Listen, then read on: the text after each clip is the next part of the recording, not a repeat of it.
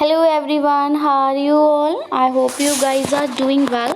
So guys, welcome back to our channel and start करेंगे अपना आज का सेशन। तो आज के सेशन में हम लोग एज यूजली डिस्कस कर रहे हैं आपके UGC net JRF exam paper 1 की यूनिट 9 जिसका नाम है पीपल डेवलपमेंट एंड एनवायरनमेंट, उसके हम one liner important questions discuss कर रहे हैं जो आपके upcoming UGC net JRF exam में बहुत ज़्यादा बेनिफिशियल आपके लिए प्रूफ होंगे। ये जो क्वेश्चंस हम कर रहे हैं ये सिर्फ यूजीसी नेट जेआरएफ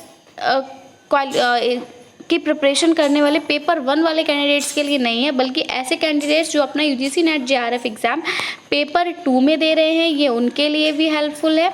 साथ ही ऐसे कैंडिडेट जो कि कोई अदर कॉम्पिटिटिव एग्ज़ाम के लिए प्रिपेयर कर रहे हैं तो उनके लिए भी ये सेशन इम्पोर्टेंट है, क्योंकि अगर मैं अदर कॉम्पिटिटिव एग्ज़ाम्स की बात करूं तो वहां पर आपको जीके एंड जीएस का एक पोर्शन देखने को मिलता है जहां आपसे एनवायरनमेंट के क्वेश्चंस पूछे जाते हैं।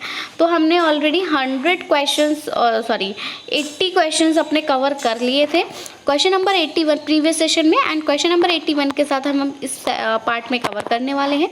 तो क्वेश्चन नंबर 1 आपकी स्क्रीन पर है बेसिकली कि coral bleaching is the process, coral bleaching is the course of, coral bleaching जो है वो किस प्रक्रिया से होती है। ठीक है, तो कोरल ब्लीचिंग की अगर मैं बात करूं बेसिकली तो ये कोरल ब्लीचिंग है क्या, तो ये कोरल ब्लीचिंग एक तरह की प्रोसेस है, एक प्रक्रिया है। ठीक है, जब इसमें होता क्या है कोरल ब्लीचिंग में कि जो हमारे कोरल्स होते हैं, कोरल ब्लीचिंग में जो कोरल्स होते हैं वो वाइट हो जाते हैं। ठीक है, जो कोरल ब्लीचिंग में क्या होता है, ब्लीचिंग में बेसिकली होता क्या, अगर हम अपने फेस पर ब्लीच करते हैं तो हमारी स्किन भी वाइट हो जाती है, अगर हम किसी कपड़े पे ब्लीच करते हैं तो वो भी स्पॉट को हटा देता है ना। वाइट कपड़ों पे हम ब्लीच करते हैं सो दैट उनका जो वाइट कलर है वो अच्छा होकर आए।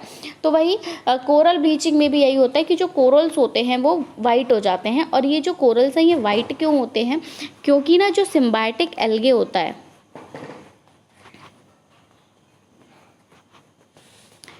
सिम्बायोटिक एल्गे होता है और आपका फोटोसिंथेटिक पिगमेंट्स। ठीक है, सिम्बायोटिक एल्गे और आपका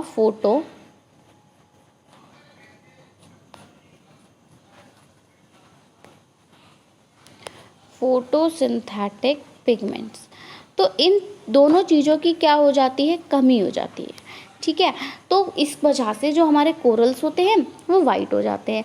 अब बात आती है कि ये जो फोटोसिंथेटिक पिगमेंट है या हम कहें आपका ये जो सिम्बायोटिक एल्गे हैं, बेसिकली इनकी जो कमी है वो होती क्यों है, क्योंकि इनकी कमी से कोरल वाइट हो रहे हैं, लेकिन इनकी कमी होती क्यों है, तो इनकी कमी होने का जो कारण है वो है आपका, एक तो काफ़ी सारे स्ट्रेसर्स आते हैं इसमें। ठीक है, लॉट्स ऑफ स्ट्रेसर्स हैं जिसकी वजह से ये जो कोरल से हमारे वाइट हो रहे हैं, क्योंकि यहाँ पे सिम्बायोटिक एल्गे एंड जो फोटोसिंथेटिक पिगमेंट्स हैं उनकी कमी की वजह से ऐसा हो रहा है। तो वो स्ट्रेसर्स जो है उनमें जैसे कि आपका जाता है कि चेंजेस इन टेम्परेचर, आपका जो टेम्परेचर है अगर वो चेंज हो रहा है तो वही यहाँ पे जो आपको आंसर दे रहा है कि ग्लोबल वार्मिंग, वो यहीं से आ रहा है, यहीं से ड्राइव हो रहा है कि जब आपके अर्थ में या जब टेम्परेचर में चेंजेस आएंगे तो ग्लोबल वार्मिंग होगी। ठीक है, तो कोरल ब्लीचिंग की जो प्रोसेस है वो किस वजह से हो रही है, it's just because of this global warming. क्योंकि ग्लोबल वार्मिंग की कैसे हो रहा है, टेम्परेचर के चेंज होने से ग्लोबल वार्मिंग हो रहा है, एंड टेम्परेचर के चेंज होने से जो पिगमेंट्स हैं यहाँ पे हमारे photosynthetic pigments and symbiotic algae उनका लॉस हो रहा है, एंड इस वजह से कोरल्स जो है वो वाइट हो रहे हैं। क्लियर है। अब सिर्फ यहाँ पर हम ये नहीं कह सकते कि सिर्फ टेम्परेचर के चेंज होने से ही कोरल ब्लीचिंग होती है, लाइट में अगर चेंजेस आते हैं तो भी कोरल ब्लीचिंग होती है, और अगर न्यूट्रिएंट्स में, क्योंकि सिम्बायोटिक एल्गी का भी कमी हो रही थी ना, तो अगर न्यूट्रिएंट्स भी कमी आ रही है तो भी हमें कोरल ब्लीचिंग जैसी समस्या देखने को मिलेगी। तो समझ में आ गया, आई होप आपको क्लियर होगी बेसिकली कोरल ब्लीचिंग होती क्या है। तो कोरल्स वाइट हो जाते हैं, क्यों वाइट हो जाते हैं, क्योंकि यहाँ पर हमारे फोटोसिंथेटिक पिगमेंट सिम्बायोटिक एल्गे की कमी हो जाती है। एंड ये क्यों होती है, तो ये आपकी टेम्परेचर में चेंज होने से, न्यूट्रिएंट्स में चेंज होने से एंड लाइट्स में चेंज होने से होती है। क्लियर है। अगर मैं बात करूं जो लीडिंग कोज है आपका कोरल ब्लीचिंग का, ठीक है। आपकी ये जो कोरल ब्लीचिंग है, अगर मैं इसके लीडिंग कॉज की बात करूँ तो वो आपका ओशियन का टेम्परेचर है, राइजिंग ओशियन टेम्परेचर। जो आपका ओशियन का टेम्परेचर है वो क्या हो रहा है, इंक्रीज हो रहा है, और यही जो है ये हमारा लीडिंग कॉज है जिसकी वजह से हमारे जो कोरल ब्लीचिंग की प्रोसेस है वो हमको देखने को मिल रही है। अब ये जो ओशियन टेम्परेचर में चेंज आ रहा है, ये क्यों आ रहा है बेसिकली, तो ओशियन में चेंज जो आ रहा है it's just because of climate change, क्योंकि क्लाइमेट चेंज हो रहा है तो ओशियन के टेम्परेचर में भी चेंज हो रहा है। अब ये जो क्लाइमेट चेंज हो रहा है ये क्यों हो रहा है, तो ये क्लाइमेट चेंज जो है वो आपके एंथ्रोपोजेनिक एक्टिविटीज़ की वजह से हो रहा है। किसकी वजह से हो रहा है, तो एंथ्रोपोजेनिक एक्टिविटीज़। सो आप सबको यहाँ पे समझ में आ रहा होगा कि कैसे एक सारी चीज़ें एक दूसरे से जो है वो इंटरकनेक्टेड हैं, एंड इसी वजह से जो कोरल ब्लीचिंग की प्रोसेस है वो हो रही है। ठीक है। अब बात आती है कि कोरल ब्लीचिंग के लिए कोई एक कुछ लिमिट्स जो है वो सेट की गई है। तो अगर मैं लिमिट्स की बात करूं तो अगर टेम्परेचर आपका 1 डिग्री सेल्सियस है, अबाउट 1 डिग्री सेल्सियस है, या फिर अगर हम फ़ारेनहाइट में देखें तो 2 डिग्री फ़ारेनहाइट अगर आपका टेम्परेचर है अबव एवरेज जितना भी है उस एवरेज से अगर 1 डिग्री सेल्सियस या 2 डिग्री फ़ारेनहाइट टेम्परेचर जो है अगर एवरेज से ज़्यादा हो जा रहा है तो आपको ब्लीचिंग देखने को मिलेगा। क्लियर है। क्योंकि बेसिकली होता क्या है कि जो हमारा ओशियन होते हैं, ठीक है, ये ओशियंस जो होते हैं ये हमारे लार्ज पोर्शन में जो है वो CO2 लेते हैं। ठीक है। तो CO2 का जो हम कह सकते हैं कि CO2 का जो एमिशन होता है वो लार्ज पोर्शन में होता है। ओशियंस जो है वो CO2 का एमिशन लार्ज पोर्शन में लेते हैं, और ये जो CO2 का एमिशन होता है ये कैसे प्रोड्यूस हो रहा है, तो ह्यूमन एक्टिविटीज़ ही इसका जो है वो मेन कॉज है। तो इस वजह से क्या होता है, ये ग्लोबल वार्मिंग को क्या करते हैं, रेगुलेट करते हैं। एंड जब ग्लोबल वार्मिंग रेगुलेशन होता है तो जो ओशियन की केमिस्ट्री है ना एक तरह से, तो वो ऐसी तरह से चेंज होती है ना कि ऐसा पहले कभी नहीं देखा गया होता है। ठीक है। इसी को हम एक तरह से ओशियन एसिडिफिकेशन का भी नाम देते हैं, क्योंकि इस ओशियन एसिडिफिकेशन में भी क्या होता है कि जो हमारा सी वाटर का pH होता है वो डिक्लाइन होता है, एंड ये भी आपके एंथ्रोपोजेनिक कार्बन डाइऑक्साइड जो है हमारे एटमॉस्फेयर में उसके एब्जॉर्प्शन की वजह से होता है। तो इन सभी का इफेक्ट जो है वो मरीन इकोसिस्टम में पड़ता है। बेसिकली हमारा मेन कंसेप्ट है कोरल ब्लीचिंग का। तो कोरल ब्लीचिंग जो है वो आपकी ग्लोबल वार्मिंग की वजह से होती है। क्यों होती है, क्योंकि वहाँ पे कुछ पिगमेंट्स वगैरह कोरल ब्लीचिंग में कुछ पिगमेंट्स वगैरह की कमी होती है। वो क्यों होती है, क्योंकि टेम्परेचर में चेंजेस आते हैं एंड ऑल। क्लियर। चलिए आगे बढ़ेंगे अपने अगले क्वेश्चन की तरफ, देखेंगे सेशन का नेक्स्ट क्वेश्चन। एंड ये कोरल ब्लीचिंग ना बहुत इंटरेस्टिंग टॉपिक है। चलिए आगे हम अगले क्वेश्चन की तरफ बढ़ेंगे, that is eutrophication is related. Eutrophication is also very important and very interesting topic. तो आइए थोड़ा सा यूट्रोफिकेशन के बारे में भी पढ़ेंगे। अब आप कहेंगे मैम आप इतना एलाबरेट करते हैं तो हमें इसे टॉपिक वाइज क्यों नहीं करा रहे, कि टॉपिक वाइज जो है ना, अभी सोचिए कि 7 to 8 मिनट्स में मैंने एज मच जितनी इंफॉर्मेशन रिक्वायर्ड थी वो आपको कोरल ब्लीचिंग से रिगार्डिंग मैंने प्रोवाइड करा दी। बट अगर हम टॉपिक वाइज करने बैठेंगे ना कि हम आपको मैं सेपरेट वीडियोस लेकर आऊँ कि कोरल ब्लीचिंग, यूट्रोफिकेशन, तो it will take a lot of time. ठीक है।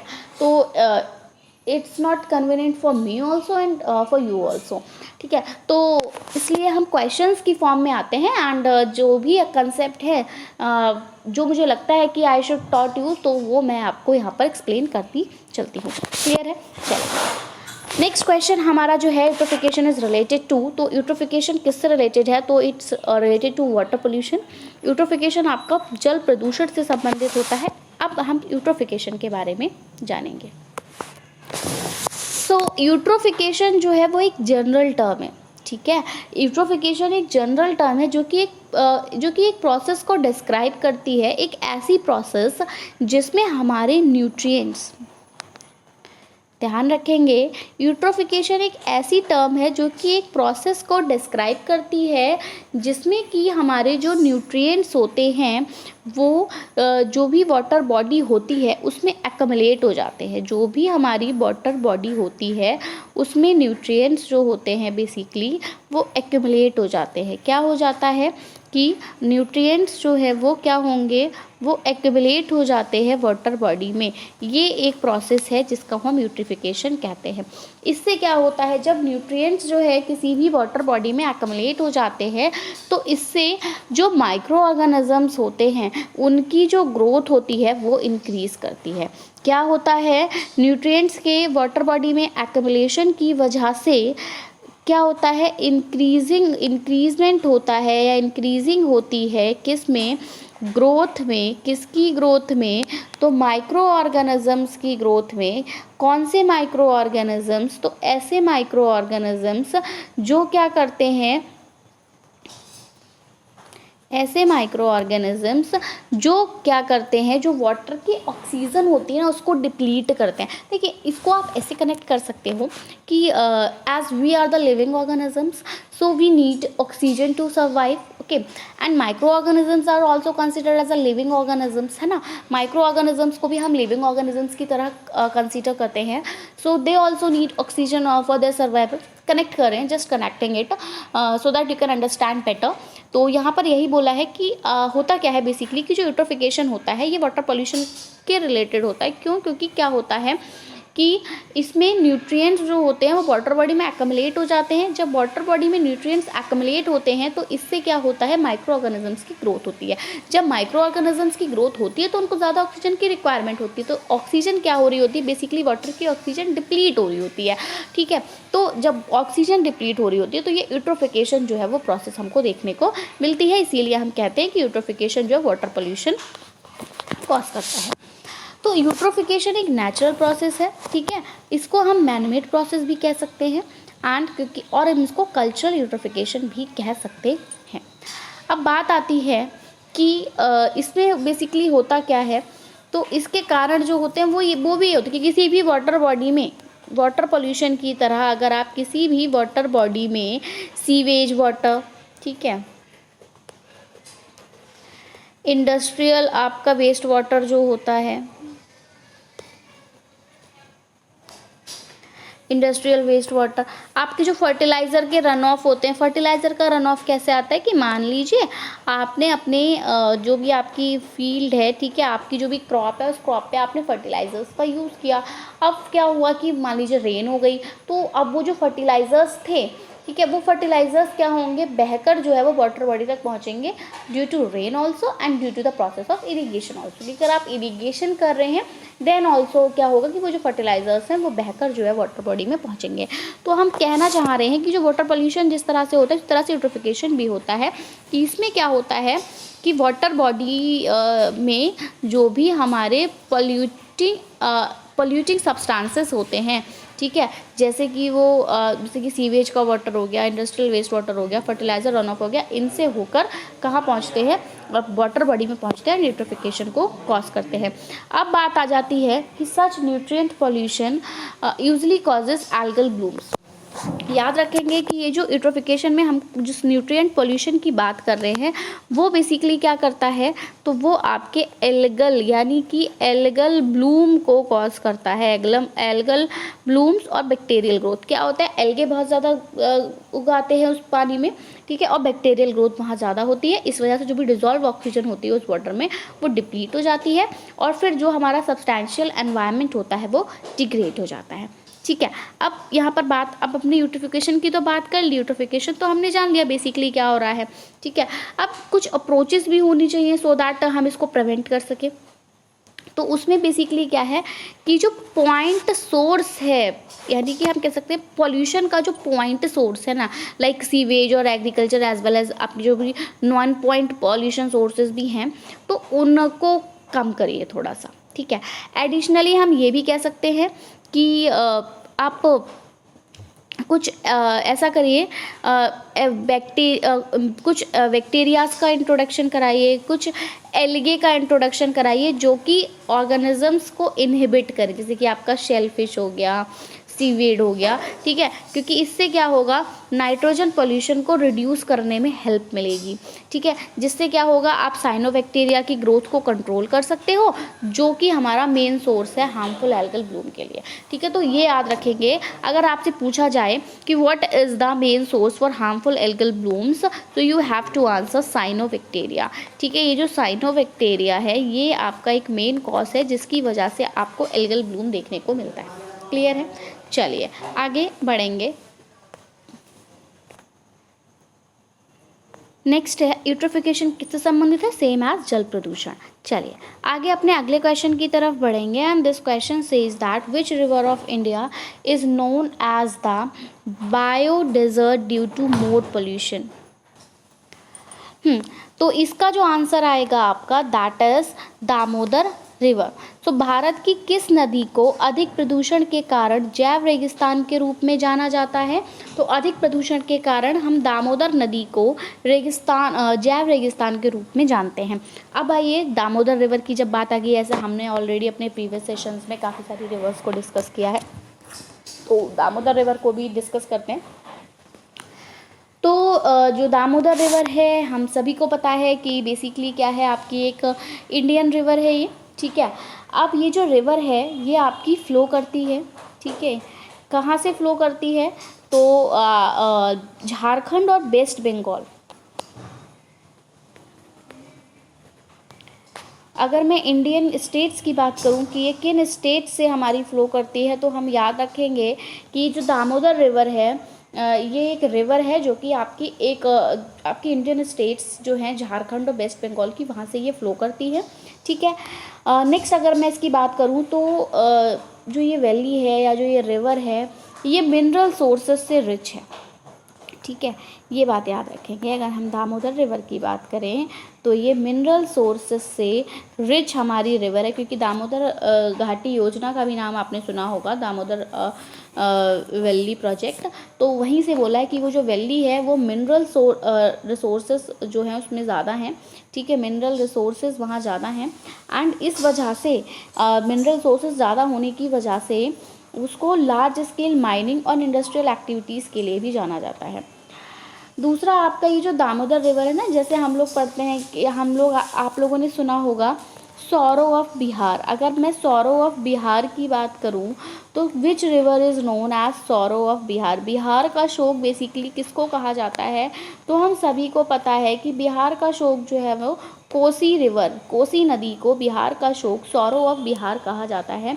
ऐसे ही ये जो दामोदर रिवर है आपकी, इसको सौरो ऑफ बंगाल कहा जाता है।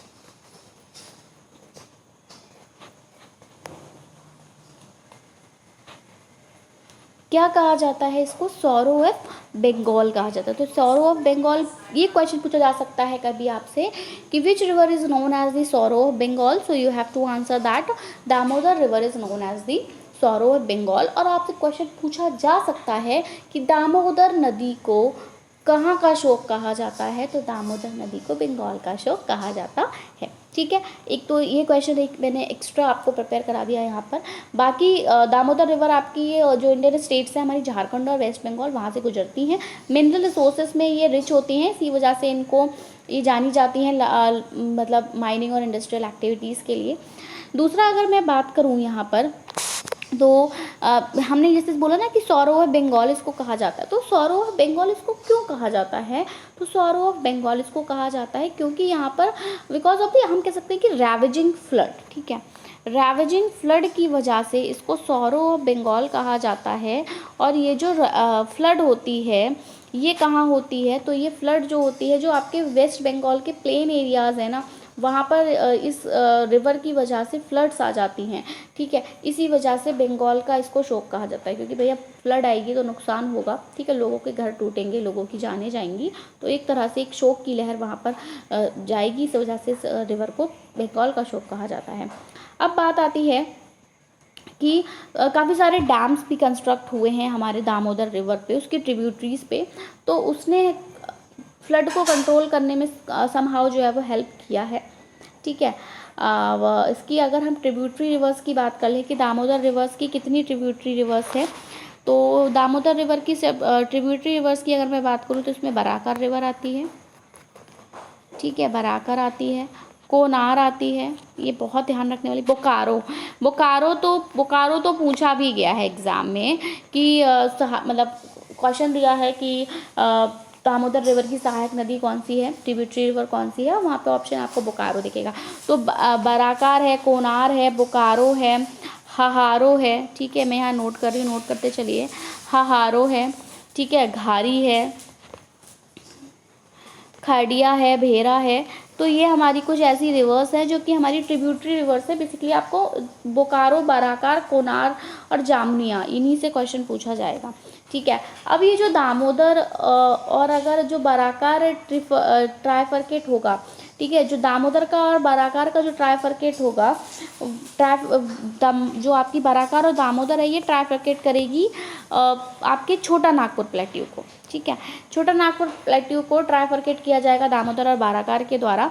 ये जो रिवर है आपकी, ये पास होती है हिली एरियाज से, ठीक है, और बहुत ज़्यादा ग्रेट फोर्स में ये पास होती है, ठीक है, बहुत ज़्यादा ग्रेट फोर्स से ये हिली एरियाज से पास होती है। फिर क्या होता है कि जो भी कुछ उसके रास्ते में आता है वो सबको स्वाइप आउट करते हुए चली जाती है।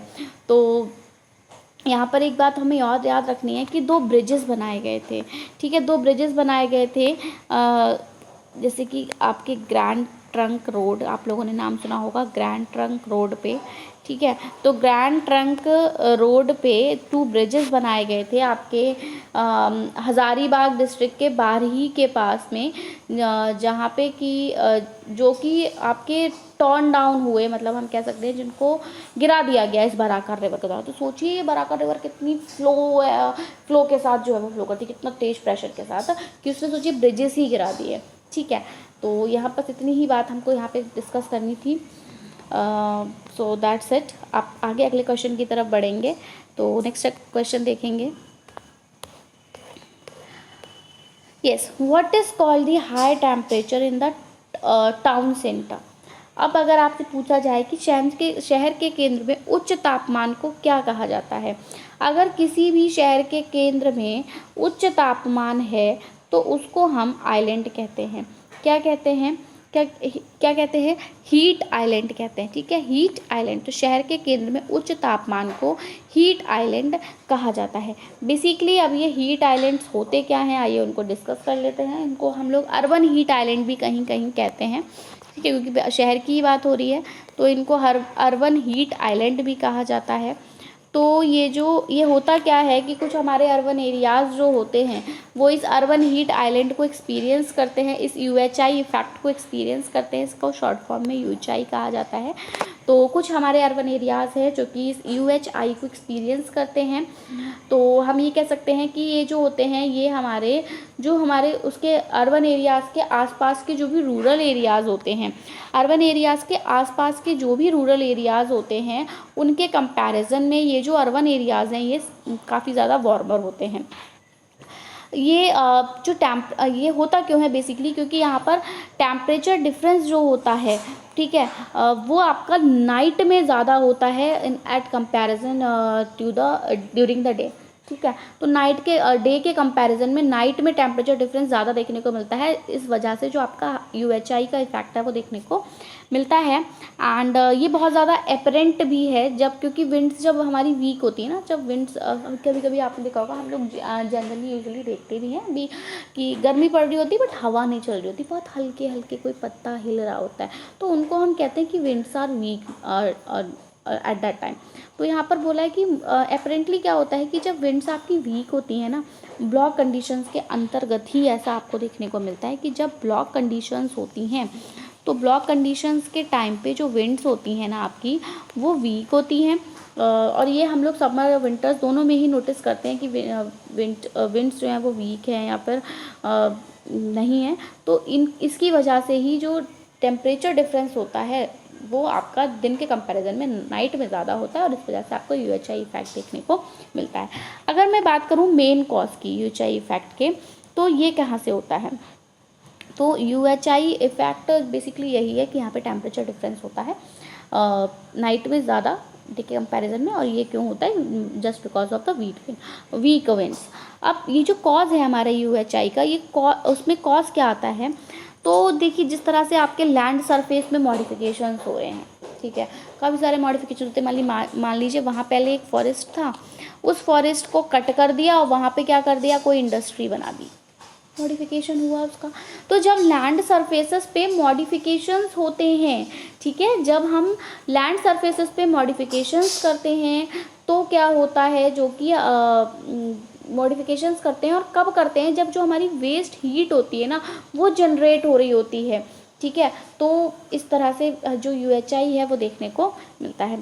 जो यहाँ पर हम जो टर्म यूज़ कर रहे हैं ना, हीट आइलैंड, ये आपकी एक बेसिकली टर्म है जो कि आपके उस पर्टिकुलर एरिया को रेफ़र करती है ना, जो कि आपके आसपास के एरिया, ऐसा होता है ना, कभी कभी आपने देखा होगा कि मान लीजिए कि घर के साथ आप कंपैरिजन कर लीजिए कि आपका एक रूम घर है, ठीक है, उसमें ये एक रूम है जो कि बहुत बहुत ज़्यादा हॉट है, बहुत ज़्यादा हॉट है। और अगर मैं बात करूँ इसके इधर वाले रूम की, इधर वाले रूम की, इधर वाले रूम की या इधर वाले रूम की, तो दे आर कोल्ड, ठीक है, आई मीन कोई नहीं, मतलब बहुत ज़्यादा ठंडा, मतलब नैनीताल तो नहीं हो जाएगा, बट हाँ इसके कंपैरिजन में ये वाले जो हमारे रूम्स हैं ये ना हॉट नहीं है। तो इस एरिया को, जो कमरा बहुत ज़्यादा, जो रूम बहुत ज़्यादा गर्म है, उसको हम हीट आइलैंड कहते हैं। तो हीट आइलैंड जो टर्म है वो ऐसे एरियाज़ के लिए रेफ़र की गई है जो एरियाज़ अपने सराउंडिंग एरियाज़ के कंपैरिजन में बहुत ज़्यादा गर्म होते हैं। और वो गर्म होते क्यों है, क्योंकि वहाँ पर टेम्परेचर डिफरेंस जो होता है डे के कंपैरिजन में नाइट में ज़्यादा होता है, और वो आपके जो हमारी वीक विंड्स होती हैं उनकी वजह से बेसिकली देखने को मिलता है। बाकी हम यहाँ पर कुछ ज़्यादा डिस्कशन नहीं करेंगे, इतना ज़्यादा पूछा जाने वाला टॉपिक नहीं है। नेक्स्ट हमारा क्वेश्चन नंबर 85, एंड इस क्वेश्चन की अगर मैं बात करूं तो यहाँ हमसे पूछते हैं, in which climate situation laterite soil is develop, ठीक है। लेटराइट सॉइल की अगर मैं बात करूं तो लेटराइट सॉइल जो है वो किस क्लाइमेट कंडीशन में जो है वो डेवलप होती है, तो ये आपके वार्म एंड ह्यूमिड क्लाइमेट में डेवलप होती है। तो लेटराइट सॉइल की थोड़ी और भी बात कर लेते हैं। ये तो हमने पता लगा लिया कि किस जलवायु परिस्थिति में विकसित होगी, तो ये गर्म और आर्द्र जलवायु में विकसित होगी। लेटराइट सॉइल जो है आपकी, ये आपकी बेसिकली आयरन और एल्युमिनियम में जो है वो रिच होती है, ठीक है। ये लेटराइट सॉइल जो है वो आपकी आयरन और एल्युमिनियम, इसमें ये रिच सॉइल है, ठीक है। आयरन एल्युमिनियम रिच सॉइल है लेटराइट सॉइल, और इसको हम कॉमनली कंसीडर करते हैं कि ये आपके वही हॉट और वेट ट्रॉपिकल एरियाज़ में जो है वो बनेगी, ठीक है। तो warm and humid climate, nearly जितनी भी हमारी लेटराइट्स होती हैं वो आपकी किस कलर की होती हैं, तो आपको रस्टी रेड कलर, ठीक है, रस्टी रेड कलरेशन की ये लेटराइट सॉइल होती हैं, ठीक है। ऑल हमने बोला नियरली ऑल लेटराइट्स जो होते हैं वो आपके रस्टी रेड कलर के होते हैं। क्यों होते हैं रस्टी रेड कलर के, क्योंकि अभी हमने डिस्कस किया कि ये आयरन रिच होती हैं, तो आयरन ऑक्साइड का कंटेंट इसमें देखने को ज़्यादा मिलता है। तो just because of this iron oxide content जो हमारी लेटराइट सॉइल है वो आपको रेड रस्टी कलर की दिखाई देंगी, रस्टी रेड कलर की। अब बात आती है कि ये बनती कैसे हैं, तो अगर मैं इनके फॉर्मेशन की बात करूँ, ज़्यादा डीप में नहीं जाऊँगी, बट आपको मोटा मोटा बताऊँगी कि ये आपका जो भी इंटेंसिव और प्रोलॉन्ग वेदरिंग होती है ना आपकी पेरेंट रॉक की, हमने पढ़ा है कि बेसिकली सॉइल कैसे बनती है, क्योंकि हमारा रॉक्स का वेदरिंग होता है। तो यहाँ पर जब इंटेंसिव और प्रोलॉन्ग्ड वेदरिंग होती है आपकी पेरेंट रॉक की, ठीक है, तो क्या होता है यहाँ पर कुछ कंडीशंस होती है, जैसे कि आपके हाई टेम्परेचर हो गया, हेवी रेनफॉल हो गया, ठीक है। तो टेम्परेचर बढ़ रहा है तो आपकी जो पेरेंट रॉक है वो टूट रही है, ठीक है। तो उस तरह से आपकी ये जो लेटराइट सॉइल है ये बनती है, और जब लेटराइट सॉइल बनती है तो उसकी फॉर्मेशन को लेटराइजेशन कहा जाता है। Warm and humid climate conditions में ये लेटराइट सॉइल बनती है, हमने पढ़ा। तो जब टेम्परेचर बहुत ज़्यादा होता है, जब तो पेरेंट रॉक जब टेम्परेचर हाई होने की वजह से ब्रेक हो रही है तो हम कहेंगे कि आपका ये आपकी वार्म वेदरिंग ऑफ सॉइल है, ठीक है। लेकिन अगर हमारी ह्यूमिड क्लाइमेट कंडीशन में अगर सॉइल बन रही है तो उसको हम ट्रॉपिकल वेदरिंग कहते हैं। और ये एक तरह से देखा जाए तो केमिकल वेदरिंग की प्रोसेस है जो कि आपके थिकनेस में या केमिस्ट्री में या फिर मिनरोलॉजी में रिजल्ट करती है सॉइल के। क्लियर। तो दूसरी बात ये भी आ जाती है कि जो मेजॉरिटी है हमारा लैंड एरिया जो कि लेटेराइट सॉइल को कंटेन करता है वो आपका है कहाँ। ये पूछा जा सकता है कि लेटेराइट सॉइल सबसे ज़्यादा कहाँ पाई जाएगी, तो tropic of cancer and capricorn के बीच में जो है ये लेटेराइट सॉइल ज़्यादा पाई जाती है। Tropic of cancer and tropic of capricorn जो है, ठीक है, tropic of cancer and capricorn के बीच का जो एरिया है ना, वहाँ आपको ये लेटराइट सॉइल सबसे ज़्यादा मात्रा में देखने को मिलती है। क्लियर। चलिए आगे बढ़ेंगे अगले क्वेश्चन की तरफ, देखेंगे सेशन का नेक्स्ट क्वेश्चन। नेक्स्ट है what is the percentage of India's forest cover. India's forest cover की अगर मैं बात करूँ तो कितनी जो भारत के वन क्षेत्र का प्रतिशत है वो कितना है, तो हमारे भारत के वन क्षेत्र का प्रतिशत 24.57 24.57% है। क्लियर। चलिए आगे बढ़ेंगे नेक्स्ट क्वेश्चन की तरफ। And this question says that which chemical is use for artificial rains. Yes, artificial rain भी कराई जाती है। तो आर्टिफिशियल रेन कराने के लिए हमको किस केमिकल की रिक्वायरमेंट होती है, तो वो केमिकल जो है दैट इज़ सिल्वर आयोडाइड। क्या है? Silver iodide. और ये जो सिल्वर आयोडाइड है ये कृत्रिम वर्षा के लिए जो है वो एक रसायन है जिसका उपयोग किया जाता है। अगर मैं बात करूं सिल्वर आयोडाइड की, ठीक है, अगर we are talking about if I am talking about this silver iodide, तो इट्स बेसिकली एक इनऑर्गेनिक कंपाउंड है ये, ठीक है, ये याद रखेंगे। सिल्वर आयोडाइड जो है वो एक इनऑर्गेनिक कंपाउंड है। अगर मैं इसके फॉर्मूला की बात करूं तो इसका जो फॉर्मूला है वो आपका AgI है, ठीक है। इनऑर्गेनिक कंपाउंड है, फॉर्मूला इसका AgI है। और ये जो कंपाउंड होता है ना हमारा सिल्वर आयोडाइड, अगर ये आपका ब्राइट येलो कलर का होता है, ठीक है, ब्राइट येलो सॉलिड होता है बेसिकली ये सिल्वर आयोडाइड। बट सैम्पल्स जो होते हैं वो कहीं ना कहीं कुछ मेटालिक सिल्वर की इम्प्योरिटीज़ को कंटेन करते हैं, तो उस वजह से आपको ग्रे कलर भी देखने को मिलता है, ठीक है, ग्रे कलर दे देते हैं। अगर इम्प्योरिटीज़ होती है, कुछ मेटालिक इम्प्योरिटीज़ होती है तो ग्रे कलर भी देते हैं, बट बेसिकली ये आपके yellow colour, bright yellow colour के सॉलिड्स होते हैं। क्लियर। अब जो सिल्वर कंटामिनेशन होता है वो अराइज होता है बिकॉज कुछ हमारे सैम्पल्स होते हैं AgI के, वो हमारे फोटो सेंसिटिव होते हैं। कैसे होते हैं?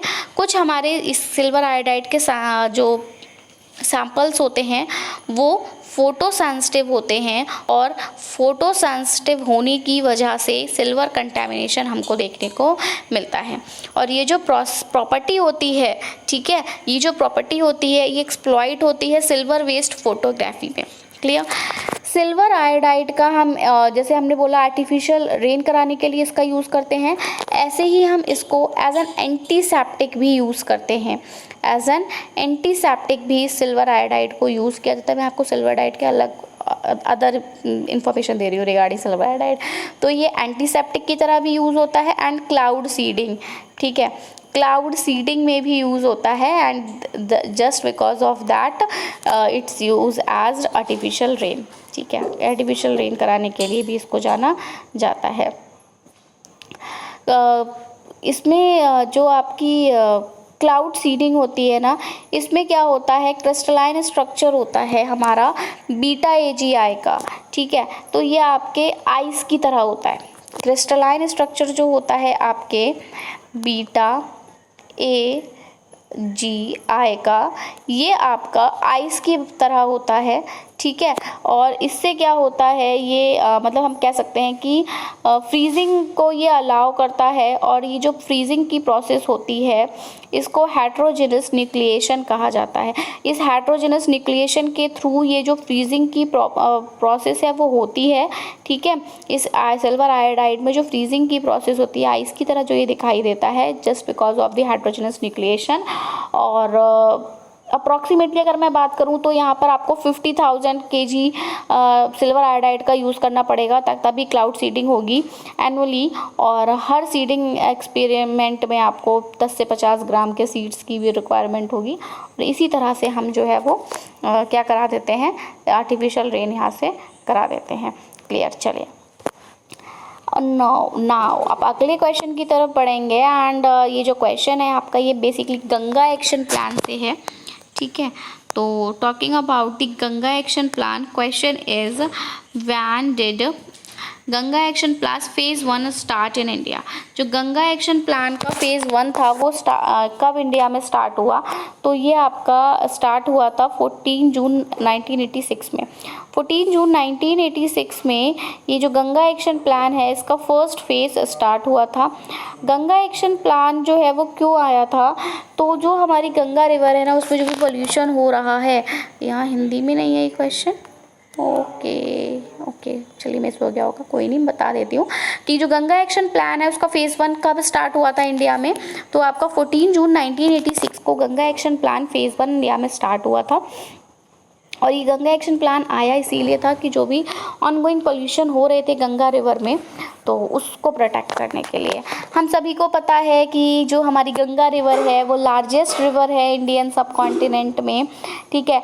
और सिग्निफिकेंट थ्रेट भी है एक तरह से ह्यूमन हेल्थ और एनवायरनमेंट के लिए।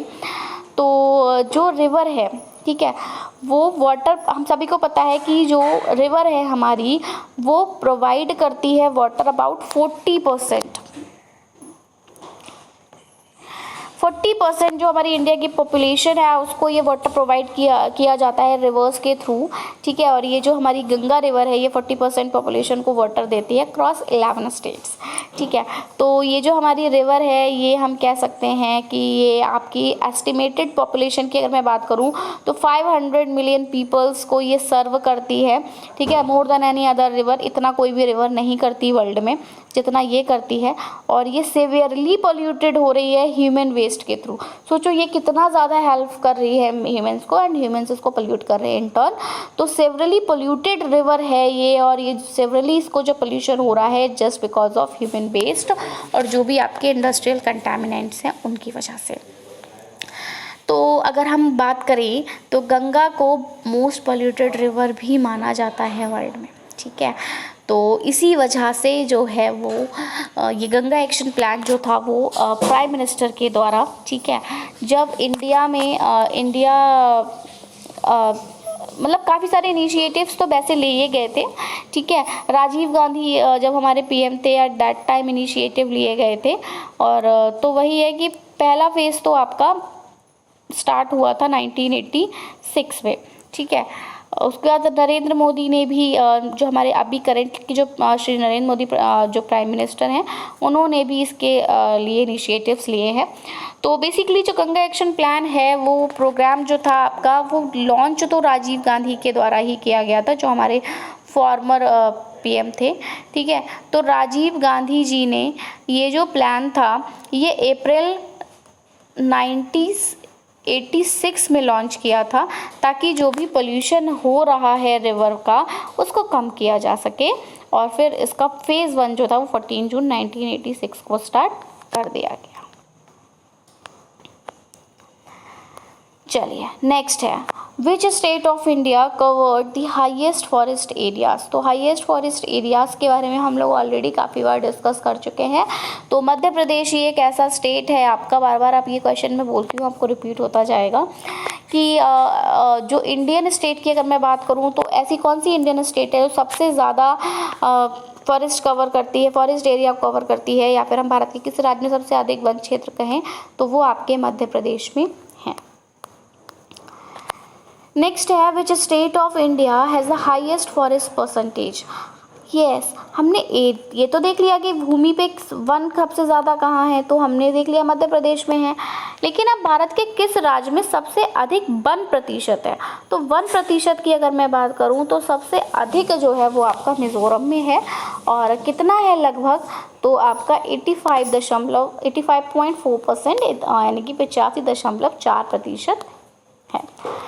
नेक्स्ट अगेन बहुत ज़्यादा इजी क्वेश्चन है आपका कि on which date is world environment day celebrated?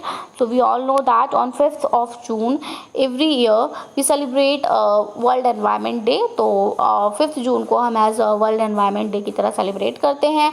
और क्यों सेलिब्रेट करते हैं? सो दैट जो भी इन्वायरमेंट हमारा पोल्यूटेड हो रहा है, जो भी इन्वायरमेंट में डिग्रेडेशंस हो रहे हैं, उसके रिगार्डिंग हम जो हमारी पॉपुलेशन है उनको हम अवेयर करा सकें, अपने यूथ को अवेयर करा सकें, सिटीजन्स को अवेयर करा सकें, ह्यूमंस को अवेयर करा सकें कि please protect your mother earth because this earth is our mother and if we harm this earth, ultimately this earth harms us। और ये हो भी रहा है। हम जिस तरह से ह्यूमन एक्टिविटीज़ के थ्रू ग्रीन हाउस गैसेस का एमिशन कर रहे हैं, फॉरेस्ट को कट कर रहे हैं, अर्बनाइजेशन कर रहे हैं, इंडस्ट्रियलाइजेशन कर रहे हैं, and this all leads to water pollution, air pollution, and which in turn give rise to global warming, है ना। सो मैनी एनवायरमेंटल इश्यूज़ जो हैं वो हमारे अराइज हो रहे हैं, एंड इससे हम क्या हो रहा है, हमारी ही लाइफ जो है वो अफेक्टेड हो रही है। तो इसी के रिगार्डिंग हम जो है वो अवेयरनेस लोगों तक पहुंचाते हैं कि we should protect our environment. So for this विश्व पर्यावरण दिवस जो है वो हम 5 जून को मनाते हैं। चलेंगे अगले क्वेश्चन की तरफ, and this question says that like when did world environment day celebrated first? तो अगेन सबसे देखिए, वर्ल्ड एनवायरनमेंट डे तो हम 5 जून को मनाते हैं, अंडरस्टूड। बट आपसे कभी पूछा जा सकता है या पूछा गया भी है कि कौन से दिन हमने सबसे पहले वर्ल्ड एनवायरनमेंट डे बनाया था, यानी 5 जून। तो आपको बताना है, साथ ही साथ आपको वो ईयर बताना है जिस ईयर में हमने पहली बार एनवायरनमेंट डे सेलिब्रेट किया था। तो वो कब किया था हमने? और 1974। तो 1974 में हमने पहली बार वर्ल्ड एनवायरनमेंट डे सेलिब्रेट किया था। चलेंगे, विश्व पर्यावरण दिवस पहली बार कब मनाया गया? तो ये आपका 5 जून 1974 को मनाया गया। अगला क्वेश्चन है, in which conference June 5 was announced to be celebrated as environment day? किस कॉन्फ्रेंस में ये कहा गया कि हम जून 5 को वर्ल्ड एनवायरनमेंट डे की तरह मनाएंगे? तो ये हम सभी को पता है कि जो हमारा स्टॉकहोम कॉन्फ्रेंस हुई थी 1972 में, उसमें जो किस सम्मेलन में 5 जून को पर्यावरण दिवस के रूप में मनाने की घोषणा की? तो स्टॉकहोम सम्मेलन जो आपका 1972 में हुआ था, उसमें कहा गया कि हर 5 जून को हम वर्ल्ड एनवायरनमेंट डे के रूप में मनाएंगे, और उसमें हम रैलीज़ निकालेंगे, हम कॉन्फ्रेंसेस अरेंज करेंगे, हम सेमिनार्स ऑर्गेनाइज कराएंगे, सो दैट हम लोगों तक अवेयरनेस पहुंचा सकें कि भैया हमको अपने एनवायरनमेंट को जो है वो प्रोटेक्ट करना है। अगर हम प्रोटेक्ट नहीं करेंगे तो हमारा एनवायरनमेंट डिग्रेडेड होगा, और एनवायरनमेंट डिग्रेड होगा तो अल्टीमेटली हमको अफेक्ट करेगा। चलेंगे, What was the first theme of Environment Day? अगला क्वेश्चन है, एनवायरनमेंट डे की पहली थीम क्या थी? तो ओनली वन अर्थ। हमारे पास ये थीम थी कि we have only one earth, हमारे पास सिर्फ एक ही अर्थ है। हाँ, अगर हमारे पास ऐसा होता है ना कि हमारे पास 2 इरेजर्स 2 पेंसिल्स हैं, तो अगर हम एक को ख़राब बार बार छीले जा रहे कोई बात नहीं, दूसरी है दूसरा यूज़ कर लेंगे। पैकेट ही है हमारे पास पूरा पेंसिल्स का, तो हम एक के बाद एक निकाल लेंगे। लेकिन भैया अर्थ हमारे पास दूसरी नहीं है, we have only one earth, और अगर हम इसी को डिप्लीट करेंगे तो फिर हम कहाँ रहेंगे? तो भैया सिर्फ एक ही चीज़, आपके पास कभी अगर एक जोड़ी कपड़ा होता है तो आप उसको बहुत संभाल के रखते हो, उसको प्रॉपर प्रेस करते हो, उसको प्रॉपर वॉश करते हो, ध्यान रखते हो कहीं फट ना जाए, कुछ भी हो, सो दैट, क्योंकि आपको पता है आपके पास दूसरा कपड़ा नहीं है, इसी को आपको संभालना है, यही आपकी आखिरी सहारा है। तो बिल्कुल हमारे पास एक ही अर्थ है, जो हमारे एक्सिस्टेंस जो है वो इसी अर्थ से है। अगर हम इस अर्थ को नहीं रखेंगे तो हमारा एक्सिस्टेंस भी नहीं रहेगा। चलें, तो पर्यावरण दिवस का जो पहला विषय था वो आपका केवल एक पृथ्वी था। अगला आ जाता है who was the host country of environment day 2021। तो 2021 में जो एनवायरनमेंट डे हुआ था उसको होस्ट करने वाली कंट्री कौन सी थी, तो वो आपकी पाकिस्तान थी। तो पर्यावरण दिवस 2021 का जो मेजबान देश था वो आपका पाकिस्तान था। चलेंगे next is what is the theme of environment day 2021। 2021 में हमारे एनवायरनमेंट का थीम क्या था, तो वो था इकोसिस्टम रिस्टोरेशन, कि हमको अपने इकोसिस्टम को रिस्टोर करना है। अलग अलग थीम्स आते हैं ना, लाइक 23 में आपका प्लास्टिक पोल्यूशन था, ठीक है, अभी आपका लैंड रेजिलेंस था, है ना। तो हर बार जो है वो आपका थीम्स जो है वो चेंज होते रहते हैं और उस थीम के बेसिस पे आप लोगों को एनवायरनमेंट से रिलेटेड इश्यूज़ के बारे में जो है वो अवेयर कराते हैं। पर्यावरण दिवस 2021 का विषय क्या है, तो पारिस्थितिकी तंत्र की बहाली। Now moving towards our next question and this again themes पर ही क्वेश्चंस हैं आपके बारी बारी। What was the theme of world environment day 2020। तो 2020 का जो थीम था वर्ल्ड एनवायरनमेंट डे के लिए वो क्या था, तो टाइम फॉर नेचर। भैया नेचर को भी टाइम दीजिए। हाँ, हम सभी को पता है, हम सब अपने डेली वर्क में काफ़ी ज़्यादा बिजी हैं, but give some time to our nature also. Like अपने घर में एक पेड़ लगाइए, उसको थोड़ा सा टाइम देकर उसको पानी दीजिए, क्योंकि वो पेड़ जब बड़ा होगा तो वो आपको फल देगा, फूल देगा, छाया देगा एंड सबसे ज़रूरी कि वो आपको ऑक्सीजन देगा, ठीक है। तो एक पेड़ लगाइए और उसको नर्चर करिए, तो थोड़ा सा टाइम अपने नेचर को दीजिए। ये आपको इस एनवायरनमेंट जो 2020 में एनवायरनमेंट डे हुआ था उसके तहत आपको समझाया गया था, अवेयर कराया गया था। नेक्स्ट है आपका where was celebrated world environment day of 2020।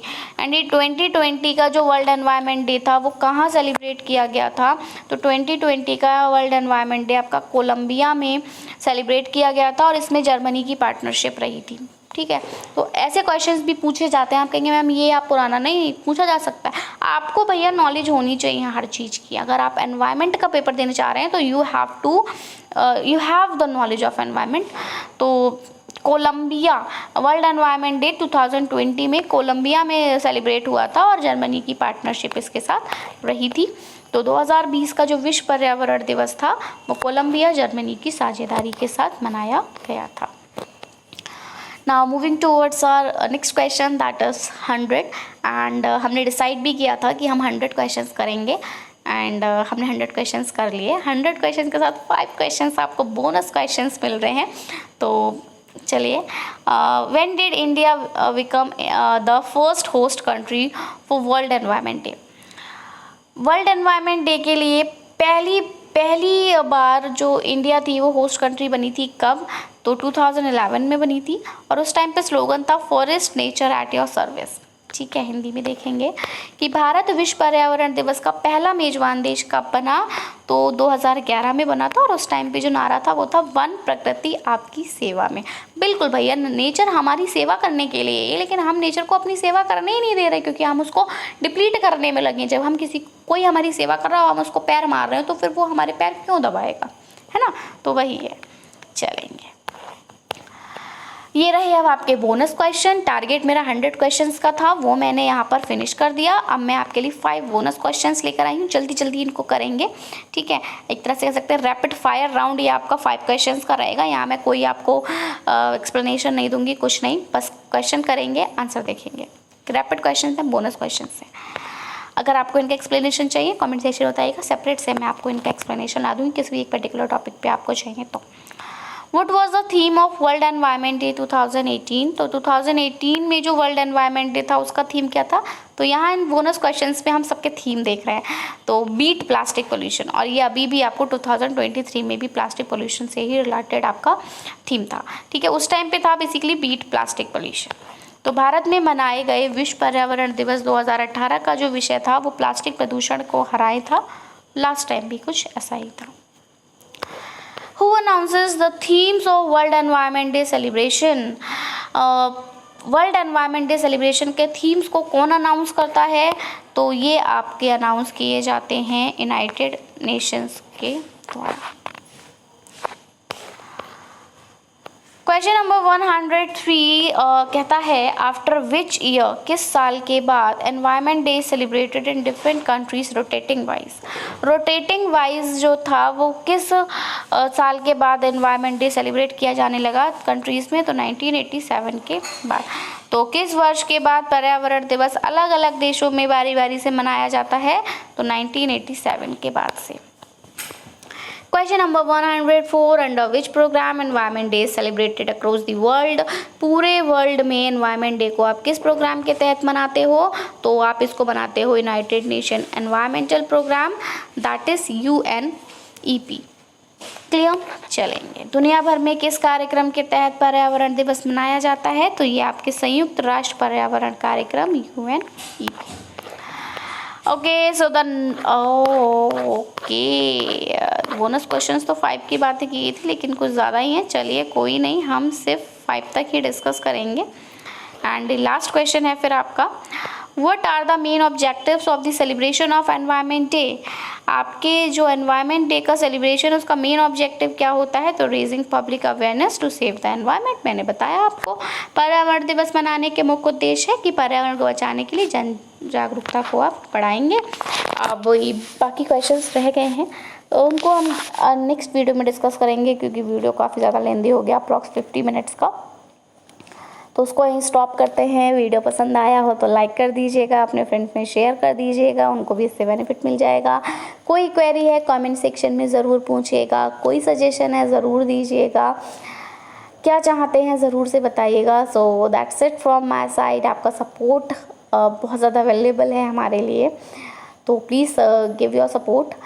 So that's it from my side. मिलेंगे अपनी नई वीडियो के साथ। Till then take care and bye bye. So thanks for watching. Thanks, have a nice day.